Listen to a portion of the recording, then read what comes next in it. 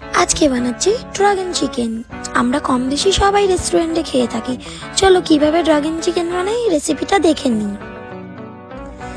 1 চামচ নুন, 1 চামচ গুঁড়ো লঙ্কা, 1 চামচ জিরে গুঁড়ো, 1 চামচ আদা রসুন বাটা, অল্প একটুখানি ভিনেগার, অল্প একটু সয়া সস, একটা ডিম।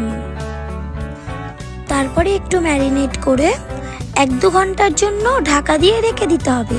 অল্প একটু কর্নফ্লাওয়ার নিয়ে ম্যারিনেট করে 10 মিনিটের জন্য রেখে দিতে হবে। তারপরে হালকা করে ফ্রাই করে নেব চিকেনগুলো। তারপরে ফ্রাই করা হয়ে গেলে তুলে নেব। সবকটা চিকেন আমার ফ্রাই হয়ে গেছে।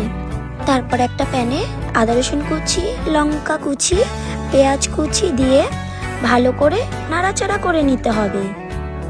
তারপর একটা বাটিতে tomato sauce, red chilli sauce, green sauce, soya sauce দিয়ে ভালো করে নেড়ে নিতে হবে।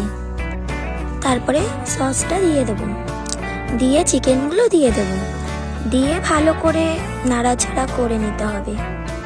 তারপরে একটা প্লেটে সার্ভ করে ওপর থেকে তেল ছড়িয়ে দিতে হবে। তোমরা দিতেও পারো, নাও দিতে পারো।